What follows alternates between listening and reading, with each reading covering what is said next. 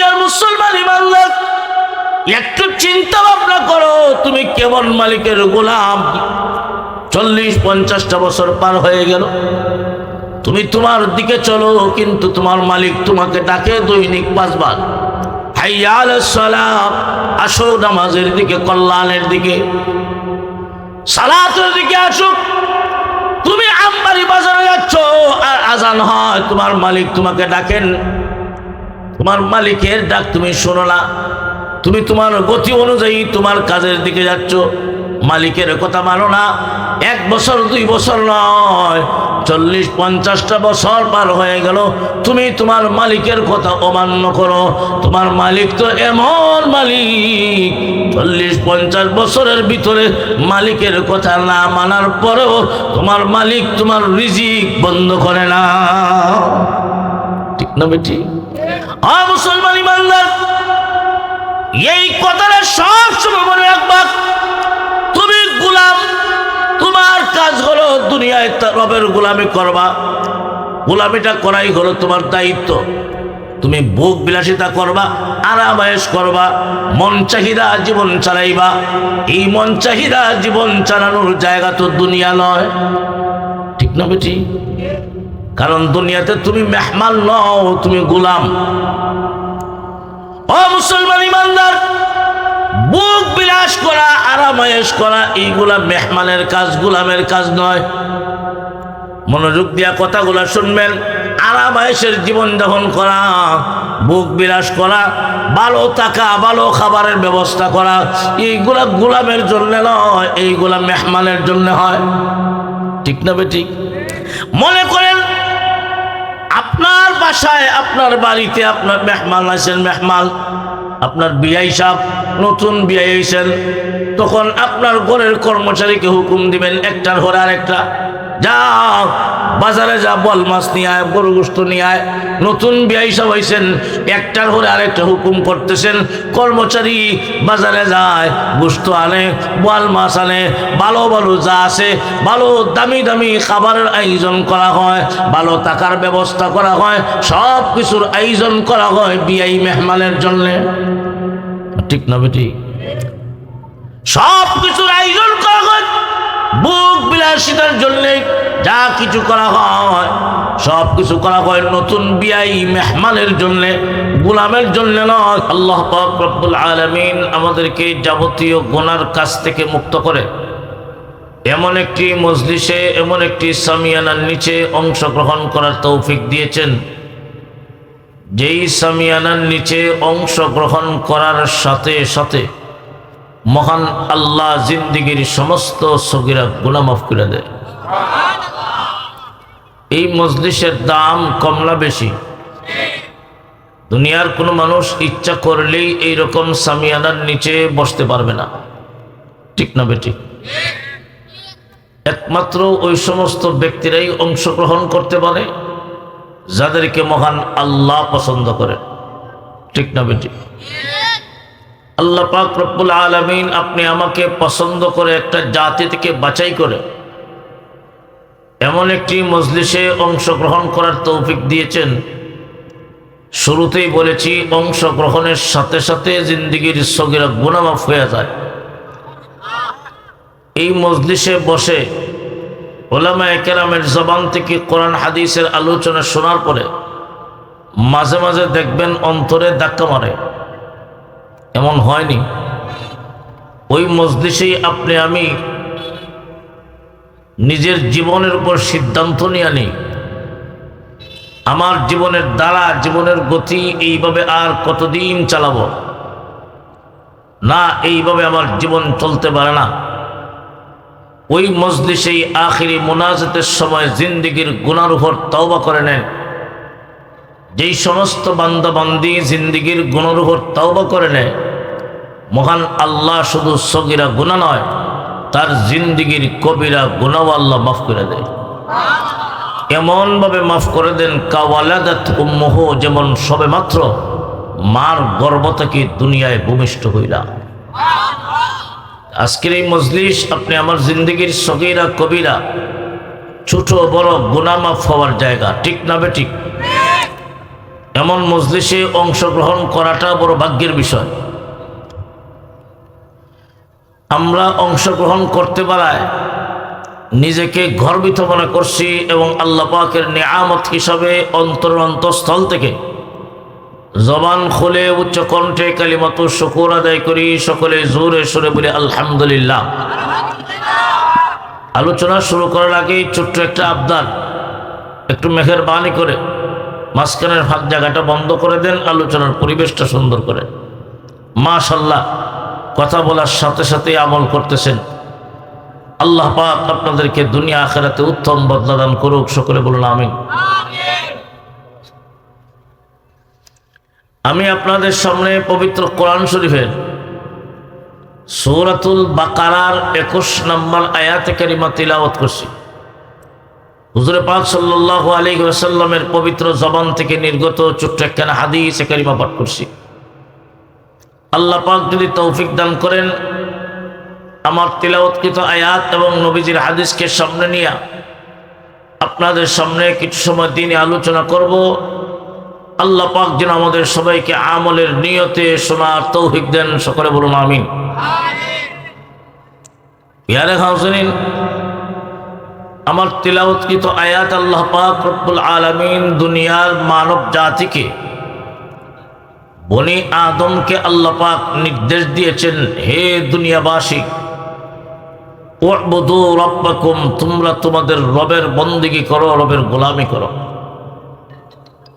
আল্লাযী খালাকাকুম, যেই রব তোমাদেরকে বানাইছেন, তোমাদেরকে সৃষ্টি করছেন। ওয়াল্লাযীনা মিন ক্বাবলিকুম, যেই রব তোমাদের বাপ দাদা, তোমাদের পূর্বপুরুষ যারা, তাদেরকে যিনি বানাইছেন। লাআল্লাকুম তাত্তাকুন, তবেই তোমরা মুত্তাকি তাকওয়াওয়ালা হইতে পারবা। এই হলো আয়াতের সরল তর্জমা। আমরা এখানে যারা আছি, আমরা এই কথা স্বীকার করি আমাদের রবকে। আরো জোরে কোন, আমাদের রবকে, আমাদের মালিককে, আমাদের খালিককে, আমাদের রিজিক দাতাকে। যেই রবের শিক্ষা মানুষ দুনিয়া আসার আগেই আল্লাহ পাক রুহু জগতে দিয়েছেন। ঠিক না বেঠিক?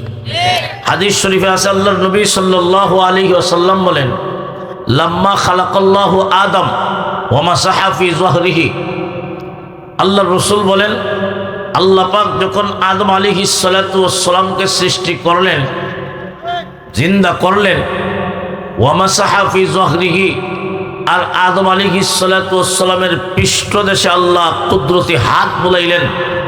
কিয়ামত পর্যন্ত যত নেককার মানুষ দুনিয়াতে আসবে, সকলের রূহ আদমের পৃষ্ঠদেশ থেকে বের হয়ে আসবে। আবার দ্বিতীয়বার কুদরতি হাত বুলাইলেন, কিয়ামত পর্যন্ত যত বদকার দুনিয়াতে আসবে, সকলের রূহ আদমের সামনে বের হয়ে আসবে। তাহলে বনি আদম, আদমের সন্তান, কিয়ামত পর্যন্ত যারাই দুনিয়াতে আসবে, সকলের রূহ ওই দিন আল্লাহ হাজির করেছিলেন যেখানে, ওই জায়গাটা হলো ওয়াদি নু'মান। মুফাসসিরিনে কেরাম কারো মতে এটা বর্তমান আরাফার মাঠ। আল্লাহ অঙ্গীকার নেবেন, জমা করছেন যে জায়গাটা, রূহ জগৎ। আল্লাহ পাক রব্বুল আলামিন আদম আলাইহিস সালাতু ওয়াস সালামের সামনে কিয়ামত পর্যন্ত আনে ওয়ালা সকলের রূহ হাজির করলেন। আদম আলাইহিস সালাতু ওয়াস সালাম দেখতেছেন একটা রূহ, তার দুই চোখের মাঝখানে নূর চমকাচ্ছে। আদম আলাইহিস সালাতু ওয়াস সালাম জিজ্ঞাসা করলেন, আল্লাহ এটা কে? আল্লাহ জানায় দিলেন, এটা তোমার সন্তান পয়গম্বর দাউদ আলাইহিস সালাতু ওয়াস সালাম। আল্লাহ, আমার সন্তান দাউদের বয়স কত হবে? আল্লাহ বলেন 60 বছর। কত বছর? আদম আলাইহিস সালাতু ওয়াস সালাম বলেন, আল্লাহ, আমার থেকে আমার সন্তান দাউদকে 40 বছর দিয়া 100 ফুরায় দেন। আল্লাহ বলেন মনজুর। আদম আলাইহিস সালাতু ওয়াস সালামকে আল্লাহ পাক 1000 বয়স দিয়েছিলেন, 40 দিয়া দিয়েছেন সন্তান দাউদ আলাইহিস সালাতু ওয়াস সালামকে। রইল কত? কত? 960 বছর বয়সে আজরাইল হাজির আদমের সামনে। কেমনে? আদম আলাইহিস সালাতু ওয়াস সালাম বলেন, ও ভাই আজরাইল, আমার তো এখনো যাওয়ার সময় হয় নাই, আরো 40 বছর বাকি আছে। আজরাইল আলাইহিস সালাতু ওয়াস সালাম বলেন, ওগো আদম নবী, আপনার 40 বছর ছিল কথা ঠিক, আপনি তো আপনার সন্তান দাউদ আলাইহিস সালাতু ওয়াস সালামকে দিয়া দিবেন। আদম আলাইহিস সালাতু ওয়াস সালাম বলেন, না আমি দেই নাই। কখন দিছি আমার স্মরণ নাই, মনে নাই। আল্লাহর পয়গম্বর বিশ্ব নবী রাহমাতুল লিল আলামিন সাহাবীদেরকে বলতেছেন আর মুস্কি হাসি দেন। আল্লাহর নবী বলেন, ও সাহাবীরা, আমাদের বাবা আদম আলাইহিস সালাতু ওয়াস সালাম ওই জান্নাতে ওনার সন্তান দাউদ আলাইহিস সালাতু ওয়াস সালামকে 40 বছর দিয়েছিলেন, কিন্তু দুনিয়ায় আসার পরে অস্বীকার করে বসলেন, স্মরণ নাই, মনে নাই। আমরা ওই আদমের সন্তান, আমাদের বাবার বৈশিষ্ট্য হলো ভুলে যাওয়া, স্মরণ থাকে না, মনে থাকে না। এটা আমাদের বাবার বৈশিষ্ট্য।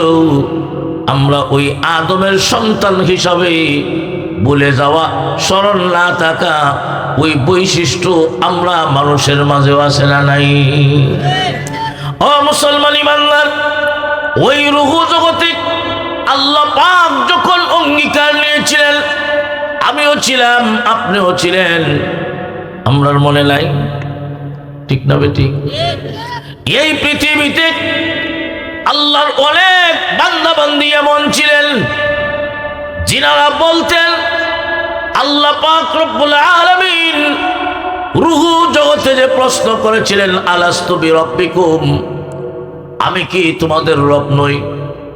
আর আমরা যে জবাব দিয়েছিলাম, এই আওয়াজ এখনো আমার কানে শোনা যায়। হযরত জুন্নুন মিসরি রাহমাতুল্লাহি আলাইহি বলতেন, রুহু জগতে আল্লাহ পাকের প্রশ্ন, আর আমরা যে জবাব দিয়েছিলাম, এই শব্দ এখনো আমার কানে বাজে, এই আওয়াজ এখনো আমার কানে শোনা যায়। ও মুসলমান ইমানদার, আমিও ছিলাম, আপনিও ছিলেন, আমরা সবাই ছিলাম, কিন্তু আমাদের মনে নাই, ভুলে গেছি। ঠিক না বেটি? দুনিয়ার মানুষ ভুলে যায়, যেহেতু ভুলে যায়, তাই আল্লাহ পাক রব্বুল আলামিন ভুলে যাওয়া মানুষদেরকে স্মরণ করায় দেওয়ার জন্য যুগে যুগে লক্ষাধিক নবী রাসূল এই দুনিয়ার জগতে পাঠাইছেন। সব নবী রাসূলগণ দুনিয়ার মানুষকে তার রবের পরিচয় তুলে ধরছে। ঠিক না বেটি?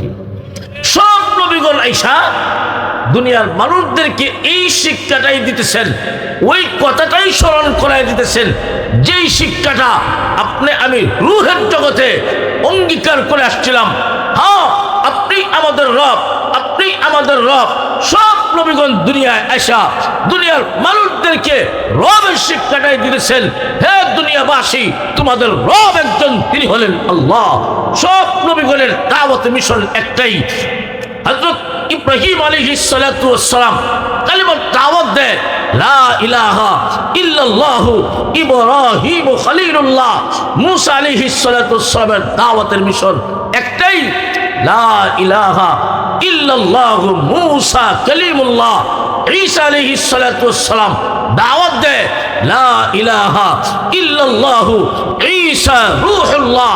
মুহাম্মদুর রাসূলুল্লাহ দাওয়াত দেয়, লা ইলাহা ইল্লাল্লাহু মুহাম্মাদুর রাসূলুল্লাহ। সব নবী রাসূলগণের দাওয়াত মিশন একটাই, লা ইলাহা ইল্লাল্লাহ, আল্লাহ ছাড়া কোনো মাবুদ নাই। আমি যে পয়েন্টটা বলতে চাই,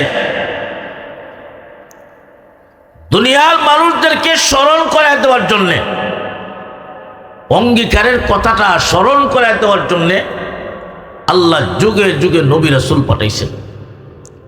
নবুয়তের দ্বারা শুরু হয় বাবা আদম আলাইহিস সালাতু ওয়াস সালাম থেকে।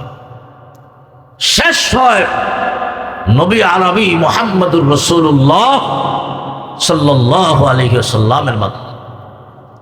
আপনি আমার নবী হলেন সর্বশেষ নবী, ঠিক না বেটি? আমাদের নবী হলেন সর্বশেষ নবী। কিয়ামত পর্যন্ত কোন নবী নবুয়ত নিয়ে আসবে না, ঠিক না বেটি? না কোনো সন্দেহ আছে? কিয়ামত পর্যন্ত কোন নতুন নবী নবুয়ত নিয়ে আসবে না। যারাই আসবে তারাই হবে মিথ্যাবাদী দাজ্জাল। জোরে কোন ঠিক না বেটি? আরো জোরে কোন ঠিক না বেটি?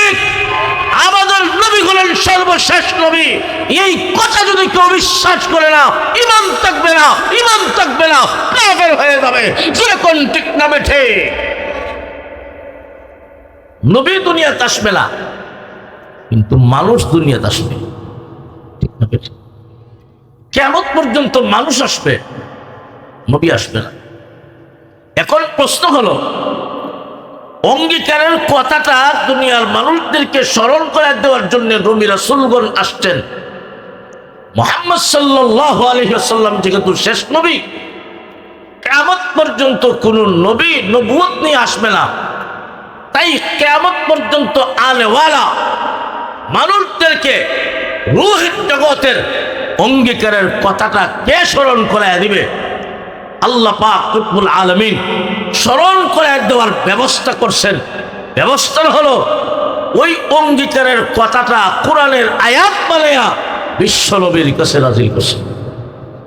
হুজুরে কন্না সুবহানাল্লাহ। আমাদের নবী শেষ নবী, ওনার নবুয়ত চলবে কিয়ামত পর্যন্ত, ঠিক না বেঠিক? আমাদের নবীর উপর আল্লাহ পাক যে কিতাব নাযিল করেছেন, কোরআন আসমানের শ্রেষ্ঠ কিতাব, কোরআন হলো শ্রেষ্ঠ কিতাব। এই কোরআনের বিধান চলবে কিয়ামত পর্যন্ত, ঠিক না বেঠিক? মানব জাতির সংবিধান মহাগ্রন্থ আল কোরআন, ঠিক না বেঠিক? আমাদের নবীর নবুয়ত কিয়ামত পর্যন্ত, নবীর উপর নাযিলকৃত কিতাব, তার বিধান চলবে কিয়ামত পর্যন্ত। আল্লাহ পাক রব্বুল আলামিন কিয়ামত পর্যন্ত আনওয়ালা সকল বনি আদমকে রূহের জগতের অঙ্গীকারের কথাটা শোনানোর জন্য ওই অঙ্গীকারের কথাটা কোরআনের আয়াত বানায়া বিশ্ব নবীর কাছে নাযিল করছেন। কিয়ামত পর্যন্ত ওই নবীর উম্মতের আলেমগণ নবীওয়ালা কাজের দায়িত্ব আদায় করবেন। কিয়ামত পর্যন্ত কোরআনের ওই আয়াত তেলাওয়াত কইরা কইরা কিয়ামত পর্যন্ত সকল মানুষকে অঙ্গীকারের কথাটা শোনায় দিবে। সুবহানাল্লাহ। না وَإِذْ أَخَذَ رَبُّكَ مِنْ بَنِي آدَمَ مِنْ ظُهُورِهِمْ ذُرِّيَّتَهُمْ وَأَشْهَدَهُمْ عَلَى أَنفُسِهِمْ أَلَسْتُ بِرَبِّكُمْ قَالُوا بَلَى। আল্লাহ পাক রব্বুল আলামিন বলেন, হে নবী, আপনি স্মরণ করুন ওই দিনের কথা, যেই দিন আপনার রব বনি আদমের কাছ থেকে অঙ্গীকার নিয়েছিলেন রুবুবিয়ত সম্পর্কে। আলাস্তু বিরব্বিকুম, আমি কি তোমাদের রব নই? আমি কি তোমাদের রব নই? রুহ জগৎ এক বাক্যে জবাব দিল, বালাক, হ্যাঁ আপনি আমাদের রব, আপনি আমাদের রব। আমি জবাব দিলাম, আপনি জবাব দিলেন, তামাম দুনিয়ার সকল মানুষ ওই দিন জবাব দিয়েছিল। আল্লাহ বলেন, শাহিদরা, আমি আল্লাহ তোমাদের অঙ্গীকারের উপর সাক্ষী হয়ে গেলাম। কেন জানুনি? আন তাকুলু ইয়াউমাল কিয়ামতি ইন্না কুন্না আন হাযা গাফিলিন। আল্লাহ পাক রব্বুল আলামিন বলেন, হে দুনিয়ার মানুষেরা, যাতে তোমরা কিয়ামতের মাঠে এই কথা বলতে না পারো, আল্লাহ আমরা যে অঙ্গীকার করে আসছিলাম এই কথা আমাদের স্মরণ নাই, এই কথা আমাদের মনে নাই, যাতে এই কথা বলতে না পারো, তাই আমি আল্লাহ তোমাদের অঙ্গীকারের উপর সাক্ষী হয়ে গেছি। এই কথা বলার সুযোগ নাই, দুনিয়ার মানুষকে অঙ্গীকারের কথা স্মরণ করায় দেওয়ার জন্য যুগে যুগে নবী রাসূল আল্লাহ দুনিয়াতে পাঠাইছেন, ঠিক না বেঠিক? আবার নবীর দুনিয়াতে নাই, নবীর উপর নাজিলকৃত কিতাবে আল্লাহ পাক অঙ্গীকারের কথাটা আয়াত বানায়া নবীজির কাছে নাজিল করছে। কিয়ামত পর্যন্ত উলামায়ে কেরাম নবীওয়ালা কাজের দায়িত্ব পালন করবেন, দুনিয়ার মানুষদেরকে কোরআনের ওই আয়াত তেলাওয়াত করে করে শোনায় দিবেন, হ্যাঁ দুনিয়ার মানুষেরা, তোমাদের রব একজন, তিনি হলেন আল্লাহ, ঠিক না বেঠিক? মানুষ আপনি আমি এই কথা স্বীকার করি, আমাদের রব আল্লাহ, আমরা তার গোলাম। আল্লাহ হলেন আমাদের মালিক, আল্লাহ হলেন আমাদের লালন পালন করেনেওয়ালা, আল্লাহ হলেন আমাদের রিজিকের ব্যবস্থা করেনেওয়ালা। কোন সন্দেহ আছে? রব্বুল আলামিন, তামাম জগতের পালনেওয়ালা যিনি, তিনি হলেন আল্লাহ। রব অর্থ হলো তদ্রিজান, ক্রমান্বয়ে ক্রমান্বয়ে যিনি জিরো থেকে হিরো বানান, তিনি হলেন রব। বান্দার প্রয়োজনের আগে প্রয়োজনীয় বস্তু যিনি হাজির করেন, তিনি হলেন রব, তিনি হলেন রব্বুল আলামিন, ঠিক না বেটি? একটা সন্তান দুনিয়াতে আসবে, আসার আগেই দেখবেন তার বিছনা বালিশ যা আছে সব রেডি, তাই ঠিক না বেটি? দুনিয়াবাসী, রব হলেন তিনি, যিনি বান্দার প্রয়োজনের আগে প্রয়োজনের বস্তু হাজির করেন, যিনি বান্দা বান্দির রিজিকের ব্যবস্থা করেন, সব কিছুর ব্যবস্থা যিনি করেন, তিনি হলেন রব, তিনি হলেন আমাদের মালিক, তিনি হলেন আমাদের খালিক, তিনি হলেন রব্বুল আলামিন। আমরা এই কথা সবাই স্বীকার করি, আমাদের রব হলেন আল্লাহ, আমরা হলাম তার গোলাম। এই কথাটা আমাদের মুখে আছে, কাজে বাস্তবায়ন করতে পারি না।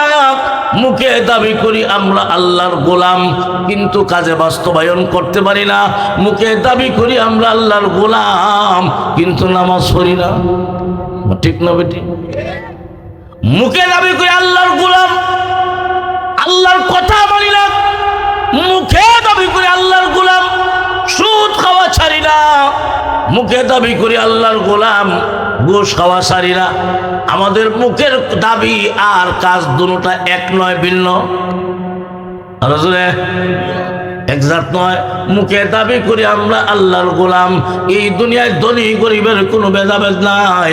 আল্লাহর কাছে, আল্লাহর দৃষ্টিতে সমস্ত বনি আদম আল্লাহর গোলাম, ঠিক না বেটি? ও দুনিয়ার মানুষেরা, এই কথা তুমি ভুলে গেলে চলবে না।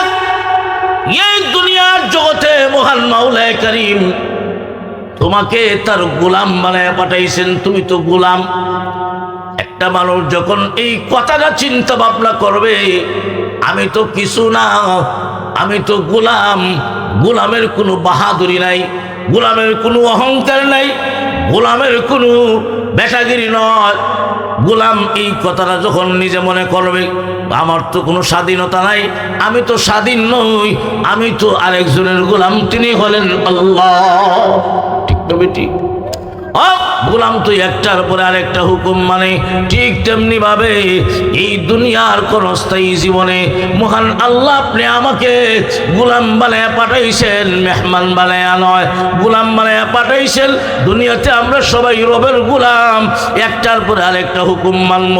দুনিয়ার ৬০-৭০ বছরের জীবন গোলামির মধ্যে যদি কাটাইয়া দিতে পারি, মহান আল্লাহ পরকালের জিন্দেগিতে মেহমানদারির জীবন ব্যবস্থা করেছেন, মহান আল্লাহ জান্নাতের ব্যবস্থা করছে। দুনিয়ার জীবন বুক বিলাসিতার জন্য নয়, দুনিয়ার জীবন আরাম আয়েশের জন্য নয়, দুনিয়ার জীবন গোলামের জীবন, ঠিক না বেটি? একটা কথা ভালো করে মনে রাখবেন, বুক বিলাসিতার জন্য, আরাম আয়েশের জন্য দুইটা শর্ত, দুইটা জিনিস লাগবে। কয়টা জিনিস লাগবে? আপনি দুনিয়ায় আরামে থাকবেন, সুখে থাকবেন। সুখে থাকতে গেলে, আরাম আয়েশের জীবনযাপন করতে গেলে দুইটা জিনিসের প্রয়োজন। দুইটা জিনিস ছাড়া বুক বিলাস হয় না। এক নম্বর হলো বুক বিলাসিতা করতে গেলে আপনার হাতে সময় থাকতে হবে, ঠিক না বেঠিক? বহু মানুষ বিদেশের জীবনে চাকরি করিয়া লক্ষ লক্ষ টাকা কামাই করে দেশের বাড়িতে বিল্ডিং বানাইলো, স্বপ্ন দেখে বিদেশের মাটিতে বয়া বয়া আমি বাড়িতে যাব আর বিদেশে আসবো না, আরাম আয়েশের জীবন যাপন করবো, এইভাবে থাকবো সেইভাবে থাকবো। কিন্তু দেখা যায় স্বপ্ন দেশ আসার আগেই শেষ। এমন আছে না নাই? ওই মানুষটা জানতো না তার মরণ বিদেশের মাটিতে হবে। একটা মানুষ জানে না তার মরণ কোথায় হবে, কোন দিন হবে, গাড়িতে হবে না বাড়িতে হবে। দুনিয়ার কেউ জানে? আরো জোরে। এখান থেকে ওইটা বাড়িতে যাবেন, গ্যারান্টি আছে? আপনার হাতের সময় আছে? অনেক মানুষ দেখবেন ব্যাংকে কোটি কোটি টাকা জমা করে, বুক করতে পারে না। সুখের জীবনে অনেক পরে এমনি টাইম শেষ। এমন আছে না নাই? এক নম্বর বুক বিলাসিতার জন্য শর্ত হলো আপনার সময় থাকতে হবে। দুনিয়ার সময় আছে? আছে? আছে? আরো জোরে আছে? নাই, সময় নাই। সময় কোনো গ্যারান্টি নেই। দুই নাম্বার, বুক বিলাসিতা করতে গেলে আরেকটা জিনিসের প্রয়োজন, সেটা হলো স্বাস্থ্য ভালো থাকতে হবে, ঠিক না বেটি? অনেকের টাকা পয়সা আছে কথা ঠিক, কিন্তু ডাক্তারের নিষেধ, বল মাছ খাইও না, গরু গোশত খাইও না, রুটি আর সবজি খাও। আছে না নাই? তখন বাজারে গিয়া গরু গোশত দেখলে জিবরা হইলাই, কিন্তু ডাক্তারের নিষেধ, স্বাস্থ্য ভালো না। বহু মানুষের টাকা পয়সার অভাব নেই, কিন্তু রুচি মতে খাইতে পারে না। উনি খুব সুখে আছেন, খুব সুখে আছেন। আর অনেক মানুষের টাকা পয়সা নাই, কিন্তু আলহামদুলিল্লাহ রুচি তো বালা, চা খায় তাওই হজম হয়ে যায়, পাত্রও যদি খায় এটাও হজম হয়ে যায়। আছে না না? দুনিয়াবাসী, এই দুনিয়া বুক বিলাসিতার জন্য মহান আল্লাহ তোমাকে দেয় নাই। কারণ বুক বিলাসিতার জন্য দুইটা জিনিস লাগবে। একটা হলো সময় থাকতে হবে, দুই নাম্বার হলো স্বাস্থ্য ভালো থাকতে হবে। ও দুনিয়ার মুসলমান ইমানদার, এই দুনিয়া তো গোলামির জায়গা, বুক বিলাসিতার জায়গা নয়। আল্লাহ কোন স্থায়ী জীবন দিয়ে আপনি আমাকে দুনিয়াত পাঠাইছেন, 60-70 বছরের জীবন দিয়া দুনিয়াত পাঠাইছেন।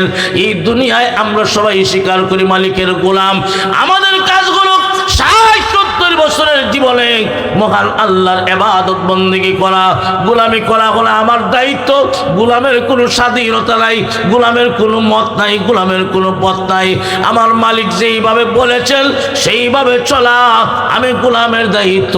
এটা মনে করে দুনিয়ার কোন স্থায়ী জীবনটা যদি গোলামির মধ্যে কাটাইয়া দিতে পারো, মহান আল্লাহ যেদিন তোমাকে দুনিয়ার থেকে উঠাইয়া নেবেন, আল্লাহর নবী বলেন মালাকুল মউত আজরাইল ফেরেশতাকে যখন পাঠাইবেন, আজরাইল ফেরেশতার সাথে 500 রহমতের ফেরেশতার বাহিনী পাঠাইয়া দিবেন ওই মানুষের কাছে, যেই মানুষটা দুনিয়াতে নিজেকে গোলাম মনে করে মহান আল্লাহর গোলামির মধ্যে জীবনটা কাটাইয়া দেয়। ওই মানুষটাকে দুনিয়া থেকে যেদিন উঠাইয়া নেওয়া হবে, মহান আল্লাহ আজরাইল ফেরেশতার সাথে 500 রহমতের ফেরেশতা পাঠাইয়া দিবেন। সর্বপ্রথমেই আল্লাহর খাঁটি গোলাম বান্দা বান্দির কানের কাছে আইসা ফেরেশতারা আল্লাহর পক্ষ থেকে সালাম শোনাইয়া দিবে। কার পক্ষ থেকে? ওই মানুষটা কানের কাছে আইসা আল্লাহর পক্ষ থেকে সালাম শোনাইয়া দিবে, ও আল্লাহর বান্দা বান্দি, মহান আল্লাহ তোমাকে সালাম দিছে। ওই বান্দা, ওই বান্দি আল্লাহর পক্ষ থেকে সালাম পায় আনন্দে আত্মহারা হবে। শুধু শুধু সালাম দিবে তা নয়, আল্লাহর কোরআনের একটা আয়াত তেলাওয়াত করবে কানে কানে, ইয়া আইয়াতুহান নাফসুল মুতমাইন্না ইরজিই ইলা রাব্বিকি রাদিয়াতাম মারদিয়া ফাদখুলি ফি ইবাদি ওয়াদখুলি জান্নাতি। জোরে করুন আল্লাহু আকবার। মুসলমান ইমানদার, ওই ফেরেশতারা খাঁটি গোলাম বান্দা বান্দির কানের কাছে আইসা আল্লাহর কোরআনের আয়াত তেলাওয়াত করবে আর বলবে, ইয়া আইয়াতুহান নাফসুল মুতমাইন্না, হে প্রশান্ত মন, পবিত্র আত্মা, ইরজিই, আয় ফিরে আয়, বের হয়ে আয়। কোন দিকে? ইলা রাব্বিকি, তোর রবের দিকে, যেই রবের গোলাম হয়ে তুমি দুনিয়াতে আসছিলে, যেই রবের গোলামি তুমি প্রতিষ্ঠিত করেছো। ইরজিই, আয়, ইলা রাব্বিকি, তোমার রবের দিকে, তোমার মালিকের দিকে তুমি ফিরে আসো। কোন অবস্থায়? রাদিয়াতাম মারদিয়া, সন্তুষ্ট অবস্থায়। তোমার রব, তোমার মালিক তোমাকে যেই কাজের জন্য দুনিয়াতে পাঠাইছিলেন, এই ক্ষণস্থায়ী জীবনে তুমি তোমার মালিকের কথা প্রমাণ করেছো, মালিকের কথা বাস্তবায়ন করেছো, তাই তোমার মালিক, তোমার রব তোমার উপর সন্তুষ্ট হয়ে গেছে। রাদিয়াতাম মারদিয়া ফাদখুলি ফি ইবাদি ওয়াদখুলি জান্নাতি। ফেরেশতারা জান্নাতের ছবি চোখের সামনে তুলে ধরবেন আর ইশারা করে বলবেন, ও আল্লাহর বান্দা বান্দি, ওই যে জান্নাত দেখা যায়, ওই জান্নাত হবে তোমার চিরস্থায়ী ঠিকানা। ওই জান্নাতে তোমার মালিকের সাথে তোমার দেখা হবে। ওই জান্নাতে তোমার মালিক, যার গোলামি তুমি করেছো দুনিয়ার জগতে, ওই মালিকের সঙ্গে জান্নাতে তোমার দেখা হবে। ওই সমস্ত খাঁটি গোলাম বান্দা বান্দি জান্নাতের দিকে তাকাইয়া হাসতে হাসতে এই দুনিয়ার জগৎ থেকে তাকে উঠাইয়া নেওয়া হবে। আমরা চাই কি আমাদের মরণ এমন ভাবে হোক? হ্যাঁ, মরণ যদি এমন ভাবে হতে হয়, এই কথাটা ভুলে গেলে চলবে না। এই দুনিয়ায় আমরা সবাই কার গোলাম। আর জোরে এই কথা মুখে স্বীকার করি, শুধু কাজে বাস্তবায়ন করলেই সব শেষ। কথা আর কাজ কোনটা যখন এক বানাইতে পারবো, তখনই দুনিয়ার জীবন সফল হবে। যেই দিন দুনিয়ার থেকে উঠে নেবেন মহান আল্লাহ জান্নাতের ছবি দেখায়া, তোমাকে সুসংবাদ দিয়া এই দুনিয়ার থেকে উঠাইয়া নেবেন। দুনিয়ার থেকে উঠাইয়া নিয়া গোলামের জিন্দেগি শেষ, এখন আল্লাহ মেহমানদারির জীবন ব্যবস্থা করবে। আরো আসতে করেন সুবহানাল্লাহ। ইল্লাল্লাযীনা আমানু ওয়া আমিলুস সালিহাত কানাত লাহুম জান্নাতুল ফিরদাউসি নুজুলা। আল্লাহ পাক রব্বুল আলামিন বলেন, নিশ্চয় নিশ্চয় এই আসমানের নিচে, জমিনের উপরে যেই সমস্ত মানুষ আমি আল্লাহকে এক বলে বিশ্বাস করবে, রব মানবে, যেই রবের স্বীকৃতি আপনি আমি দুনিয়াতে আসার আগেই দিয়ে আসছি, ওই আল্লাহকে যারা এক বলে বিশ্বাস করবে, ওয়া আমিলুস সালিহাত, আর সাথে সাথে নেক আমল করবে। নেক আমলটাই হলো গোলামি, আল্লাহর হুকুম মানাটাই হলো নেক আমল, আল্লাহর হুকুম মানাটাই হলো বন্দেগী, আল্লাহর যাবতীয় নিষেধগুলো বর্জন করাটাই হলো বন্দেগী, আল্লাহর নিষেধ বর্জন করাটাই হলো ইবাদত। এই আল্লাহ পাক রব্বুল আলামিন বলেন, ঈমান আর নেক আমল দেখে গোলামি বলা হয়। এই দুইটা জিনিস যারা করবে, এই দুনিয়ার যেই সমস্ত মানুষ আমি আল্লাহর উপর ঈমান আনবে, ওয়া আমিলুস সালিহাত, আর নেক আমল করবে, আমি আল্লাহ ওই সমস্ত মানুষদেরকে কানাত লাহুম জান্নাতুল ফিরদাউসি নুজুলা, আমি আল্লাহ ওই সমস্ত ইমানদার নারী পুরুষকে দুনিয়ার গোলামীর জিন্দেগি যেদিন শেষ হবে, আমি আল্লাহ পরকালের জিন্দেগিতে জান্নাতুল ফিরদাউসের মেহমান বানাবো। দুনিয়ার জীবন মেহমানদারির জীবন নয়, এটা গোলামের জীবন, ঠিক না বেটি? আর পরকালের জান্নাতের জীবন হলো মেহমানদারির জীবন। আল্লাহ বলেন, ঈমান আর আমার গোলামি নেক আমল করো, জান্নাতুল ফেরদাউসের মেহমান বানাবো। আর জোরে কন্যা সুবহানাল্লাহ। মেহমানদারির জীবনে কেমন আরাম আয়েশার সুখের ব্যবস্থা আল্লাহ পাক রব্বুল আলামিন তোমাদের জন্য রেখেছেন। হাদিসে কুদসিতে আছে, আল্লাহর রাসূল আল্লাহ বলেন, আ'দাতু লিইবাদি الصالحين ما لا عين رأت ولا أذن سمعت ولا خطر على قلب بشر। আল্লাহ জান্নাতে আপনি আমার জন্যে, জান্নাতীদের জন্য এমন কিছু নিয়ামত রেখেছেন, এমন এমন নিয়ামত রেখেছেন দুনিয়ার চক্ষু কোনোদিন দেখে নাই। ওয়ালা উযুনুন সামিআত, দুনিয়ার কান, দুনিয়ার শ্রবণ শক্তি কোনোদিন শুনে নাই। ওয়ালা খাতারা আলা কলবি বাশার, দুনিয়ার কোন অন্তর, কোন মানুষের কল্প এটা কল্পনাই করতে পারে না। কন্যা সুবহানাল্লাহ। দুনিয়াবাসী, আল্লাহ পাক রব্বুল আলামিন জান্নাতি জিন্দেগিতে তোমার মনের সকল আশা আকাঙ্ক্ষা যা কিছু আছে সবগুলা মহান আল্লাহ পূরণ করে দিবেন। মনের আশা আকাঙ্ক্ষা পূরণ হওয়ার জায়গা দুনিয়া নয়, মনের আশা আকাঙ্ক্ষা জায়গা পূরণ হওয়ার জায়গা হলো জান্নাত। আল্লাহ পাক রব্বুল আলামিন বলেন, দুনিয়ায় গোলাম বানায় পাঠাইলাম, তুমি স্বীকারও করো তুমি আমার গোলাম, তুমি আমি মালিকের গোলাম। এই কথা মুখে স্বীকার করো, এখন কাজে যদি বাস্তবায়ন করতেই পারো তবেই সফল। আমি আল্লাহ দুনিয়ার জীবন যেদিন তোমার শেষ করে দিব, পরকালের জীবন যেদিন শুরু হবে, ওই দিন তোমার মেহমানদারির জীবন পরকালের জীবন থেকেই শুরু হবে। আল্লাহ রাসূল সাল্লাল্লাহু আলাইহি ওয়াসাল্লাম বলেন, পরকালের জীবনের সূচনা হবে কবরের জগৎ থেকে, কবরের জগৎ থেকে পরকালের জীবনের শুরু হবে।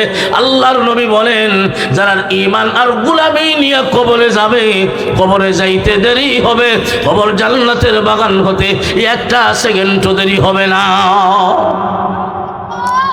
মুসলমান ইমানদার, এই জন্য আমাদের সবাইকে এই কথাটা ভালো করে স্মরণ রাখতে হবে, মনে রাখতে হবে, বলে গেলে চলবে না।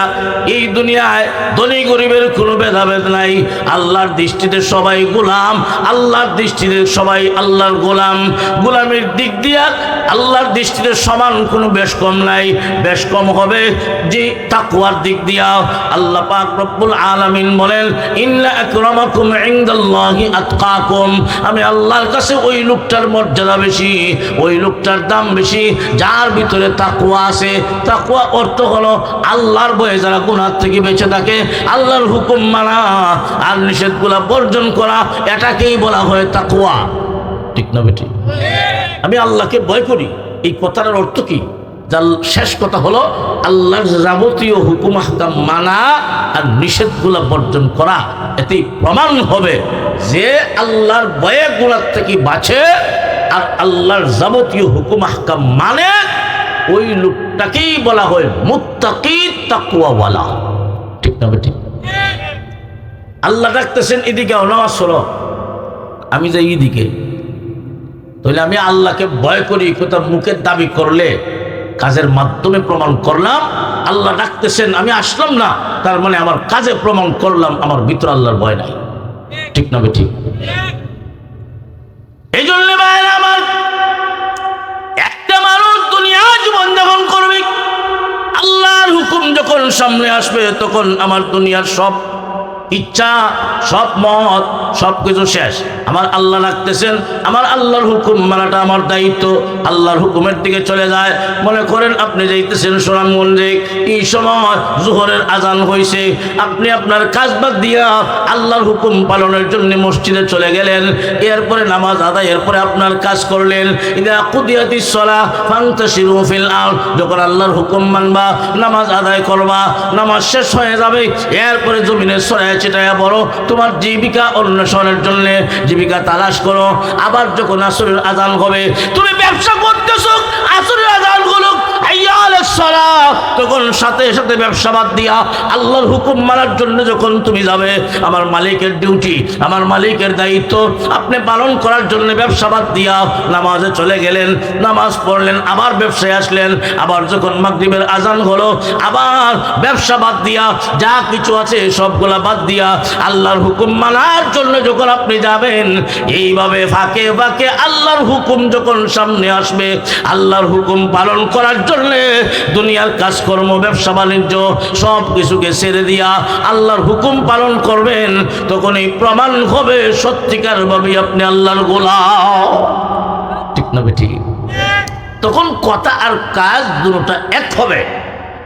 কথা আর কাজ দুটোটা যখন এক হবে, খাঁটি গোলাম বান্দা বান্দি যারা দুনিয়ার থেকে বিদায় হবে, আগেই বলেছি, আল্লাহ জান্নাতের সুসংবাদ দিয়া দুনিয়ার থেকে উঠায় নেবেন। আর ওই লোকটাকে যখন কবরে রাখা হবে, নবীজি হাদিস শরীফের মাঝে বলেন, আল কবরু রাউদাতুম মিন রিয়াদিল জান্নাহ আও হুফরাতুম মিন হুফারিন নার। কবর কারো জন্য জান্নাতের বাগান হবে, আর কারো জন্য জাহান্নামের গাড়া হবে। যেই সমস্ত বান্দাবান্দি নিজেকে গোলাম মনে কইরা দুনিয়ার ক্ষণস্থায়ী জীবনটা আল্লাহর গোলামিতে কাটাইয়া দিল, ওই লোকটা যখন কবরে যাবে, আল্লাহর রাসূল বলেন কবর জান্নাতের বাগান হবে। আল্লাহ রাসূল এক হাদিসে বলেন, ইয়াতিহি মালাকানে ফায়ুজলিসানিহি ফায়াকুলান লাহু মার রাব্বুক। আল্লাহ নবী বলেন, ওই সমস্ত গোলাম বান্দাবান্দিকে যখন কবরে রাখা হবে, মুনকার নাকির ফেরেশতা আসবে, জিন্দা করাইবেন, বসাইবেন, প্রশ্ন করবেন। কবরে কি প্রশ্ন করা হবে আর কি জবাব হবে আমাদের অনেকেরই মুখস্থ আছে, ঠিক না বেটি? ওই দিন যদি দিতে পারেন তবেই সফল। ইয়াতিহি মালাকানে ফায়ুজলিসানিহি ফায়াকুলান লাহু মার রাব্বুক। আল্লাহ নবী বলেন, ওই লোকটাকে প্রশ্ন করা হবে, তোমার রবকে। নেককার বান্দাবান্দি যারা দুনিয়াতে খাঁটি গোলাম হইয়া দুনিয়ার জীবনটা কাটাইলো, মহান আল্লাহ তার জবান দিয়া অটোমেটিক উত্তর বের করে দিবেন, রব্বি আল্লাহ। জোরে করুন আল্লাহু আকবার। এইভাবে প্রশ্ন করা হবে, আমার দিয়ে লোক আল্লাহ জবাব বের করে দিবেন, দ্বীন আল ইসলাম। বিশ্বনবীর চেহারা মুবারক দেখায় বলা হবে, মান হাদার রাজুল আল্লাযী বুইসা ফীকুম। এই মহাপুরুষকে যাকে তোমাদের কাছে পাঠানো হয়েছিল। ওই নেককার বান্দাবান্দি যারা দুনিয়াতে নিজেকে গোলাম মনে কইরা তার রবের গোলামের মধ্যে জীবনটা কাটাইয়া দিল, মহানবী সাল্লাল্লাহু আলাইহি ওয়াসাল্লামের চেহারা মুবারক দেখা মাত্রই বলে উঠবে, হুয়া মুহাম্মাদুর রাসূলুল্লাহ সাল্লাল্লাহু আলাইহি ওয়াসাল্লাম। বিশ্বনবী রাহমাতুল লিল আলামিন বলেন, তখন আল্লাহ পাক রব্বুল আলামিন গায়বী আওয়াজ দিবেন, আল্লাহ আসমান থেকে আওয়াজ দিবেন, আন সাদাকা আবদি। আমার বান্দা যেই জবাব দিয়েছে, আমার বান্দি যেই জবাব দিয়েছে, সত্য জবাব দিয়েছে, সত্য বলেছে। ফাআফরিশুহু মিনাল জান্নাহ ওয়া আলবিসুহু মিনাল জান্নাহ ওয়াফতাহু লাহু বাবান ইলাল জান্নাহ। আল্লাহর নবী বলেন, তখন আল্লাহ আসমান থেকে ফেরেশতাদেরকে ডাক দিয়া বলবেন, ও ফেরেশতারা, আমার বান্দা বান্দির কবরে জান্নাতের বিছানা বিছায়া দাও। ও ফেরেশতারা, আমার বান্দা বান্দিকে জান্নাতি পোশাক পরাইয়া দাও। আমার বান্দা বান্দির কবর থেকে জান্নাত পর্যন্ত রাস্তা খুলে দাও। ফেরেশতারা কবরে জান্নাতের বিছানা বিছাইয়া দিবেন, জান্নাতি পোশাক পরাইয়া দিবেন, জান্নাত থেকে রাস্তা খুলে দিবেন। ফেরেশতারা বলবেন, নাম কানাউমাতিল আরুজ। ও আল্লাহর বান্দা বান্দি, এখন তুমি কবরে ঘুমাইতে থাকো, তুমি ঘুমাইতে থাকো, তোমাকে তোমার মহান আল্লাহ ছাড়া কেউ জাগাবে না। ওই সমস্ত খাঁটি গোলাম বান্দাবান্দি জান্নাতি বিছানায় জান্নাতি পোশাক পইরা কবরে এমন একটা ঘুম দিবে, ইসরাফিল যেদিন সিংহায় দ্বিতীয়বার হু দিবেন, সুম্মা নুফিখা ফীহি উখরা ফাইদা হুম কিয়ামুন ইয়ানজুরুন। ওই দ্বিতীয়বার হু দিবেন, সকল মৃতরা কবর থেকে জিন্দা হইয়া হাসরের মাঠে যাবে। আল্লাহ ওই সমস্ত নেককার বান্দাবান্দি যারা দুনিয়ায় মনে করেছে আমি গোলাম, গোলামের জীবনে গোলামি করে কাটাইয়া দিছে, ওই সমস্ত বান্দাবান্দি কবর থেকে যখন উঠবে, চোখ পছলায় পছলায় আর বলবে, হা মাত্র ঘুমাইছিলাম, মাত্র ঘুমাইছিলাম। কে যেন ডাক দিয়া ঘুমটা ভেঙে দিছে, মাত্র ঘুমাইছিলাম। এমন কিছু আল্লাহর বান্দা বান্দির কাছে মনে হবে, মাশাআল্লাহ মাশাআল্লাহ, আল্লাহর অনেক বান্দা বান্দির কাছে মনে হবে এই হাজার হাজার বছর যে ঘুমাইছে কবরে, কারো কাছে মনে হবে ফজরের 2 রাকাত সুন্নত নামাজ পড়তে যত সময় লাগে এই পরিমাণ সময় কবরে ঘুমাইছে। আরো আসতে কোন সুবহানাল্লাহ।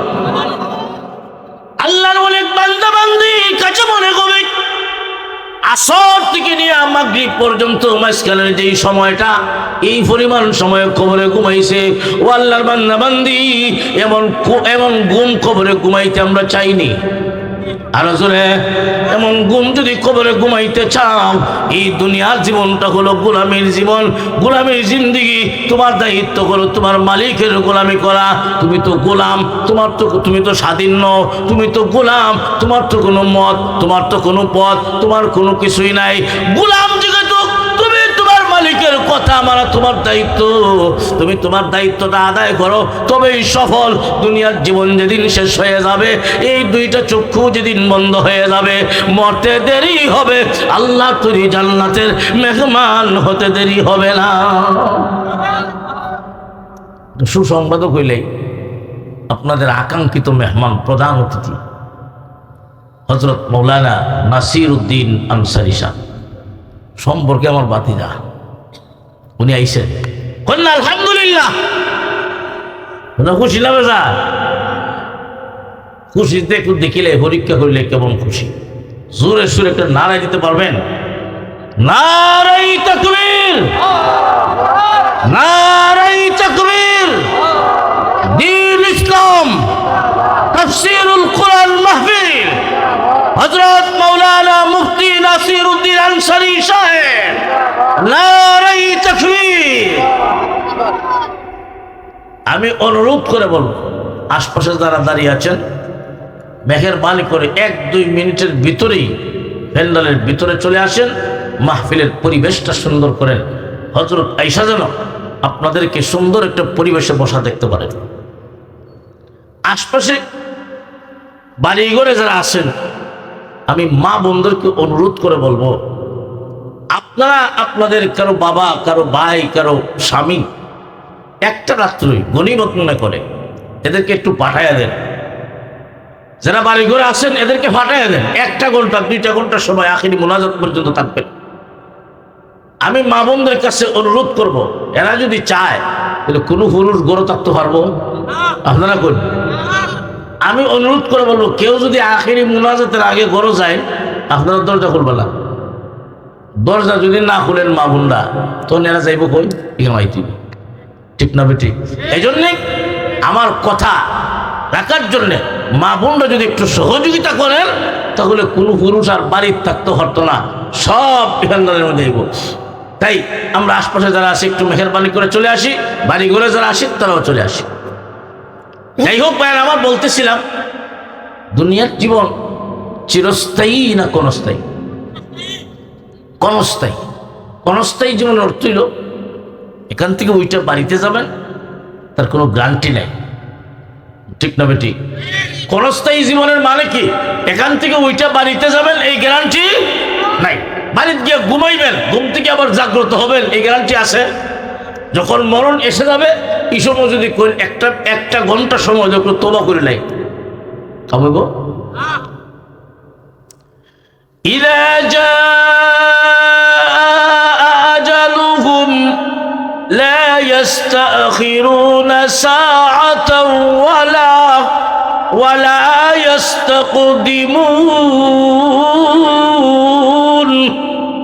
আল্লাহ পাক রব্বুল আলামিন বলেন, ইযা জাআ আজালুহুম, যখন যার জন্য আজল এসে যাবে, মরণ এসে যাবে, যার জন্য যখন মরণের টিকিট এসে যাবে, 1 মিনিট 1 সেকেন্ড সামনেও যাবে না, পিছানোও যাবে না। যখন যার মরণ হওয়ার কথা তখনই হবে। কার মরণ কোথায় হবে দুনিয়ার কোনো মানুষ জানে না, আমি জানি না। আমার মরণ বাড়িতে হবে না গাড়িতে হবে আমি জানি না। আমার মরণ রাস্তায় হবে না বিদেশের মাটিতে হবে না ঘরে হবে, দুনিয়ার কোনো মানুষ জানে না। কার মরণ কোথায় হবে, কার মরণ কোন দিন হবে, এটাকেই বলা হয় ক্ষণস্থায়ী জীবন। জোরে কোন ঠিক না বেঠিক? ক্ষণস্থায়ী জীবন একদিন শেষ হবে, সবারই শেষ হবে। শেষ হবে 2 ভাবে। কয়ভাবে? 2 ভাবে। ক্ষণস্থায়ী জীবন শেষ হয়ে যাবে, শেষ হওয়ার পদ্ধতি হলো 2টা। একটা হলো আলাদা আলাদা মরণ, আলাদা আলাদা ধ্বংস, যাকে কোরআনের ভাষায় মৌত বলা হয়, মরণ। আর একটা হলো সমষ্টিগতভাবে ধ্বংস, যাকে কোরআনের ভাষায় সাআবা কিয়ামা বলা হয়। ঠিক না বেঠিক? ক্ষণস্থায়ী জীবনের সমাপ্তি ঘটবে, চিরস্থায়ী জীবন শুরু হবে। ওই চিরস্থায়ী জীবনের সুখ শান্তি আর আরামের ইমানদাররা চায় চিরস্থায়ী সুখ শান্তি, আর বেঈমান কাফেররা ক্ষণস্থায়ী জীবন নিয়ে ভাবো। ঠিক না বেঠিক? আমি খুতবাতে যে হাদিস কে তিলাওয়াত করছিলাম, আল্লাহ রাসূল সাল্লাল্লাহু আলাইহি ওয়াসাল্লাম বলেন, ইন্নাদ দুনিয়া খুলিকাত লাকুম, ওয়া আনতুম খুলিকতুম লিল আখিরা। আল্লাহ বলেন এই দুনিয়াতে যা কিছু আছে, চন্দ্র সূর্য পাহাড় পর্বত পশু পাখি বৃক্ষ তরুলতা যা আছে, যত সৃষ্ট আছে সবগুলা বানাইছি আমি আল্লাহ তোমার গোলাম বানাইয়া। সুবহানাল্লাহ। আল্লাহ রসুল বলেন এই দুনিয়ায় যা কিছু আছে সবগুলো আল্লাহ বানাইছেন মানুষের জন্য, মানুষের গোলামের জন্য। ওয়া আনতুম খুলিকতুম লিল আখিরা, আর তোমাদেরকে বানাইছেন আখিরাতে জান্নাত দেওয়ার জন্য, আখিরাতের আমল করার জন্য। তাহলে আল্লাহ পাক আপনি আমাকে বানাইছেন পরকালে জান্নাত দেওয়ার জন্য, আর আমি ছাড়া যা কিছু বানাইছেন চন্দ্র সূর্য পশু পাখি যা কিছু বানাইছেন সব বানাইছেন আমি মানুষের গোলামের জন্য। ঠিক না বেটি? আপনি দেখেন একটা বন্য হাতি আমার চাইতে শক্তি কম না বেশি, কিন্তু আমার কথা মানে কেন? আল্লাহ হাতিকে বলছে রে হাতি, যদিও শক্তি বেশি মানুষ তোর চাইতে দুর্বল, খুলিকাল ইনসানু দাঈফা, মানুষকে আল্লাহ দুর্বল করে বানাইছেন, কিন্তু হাতি শক্তিশালী হওয়ার পরেও আল্লাহ মানুষের গোলাম বানায় পাঠাইছেন।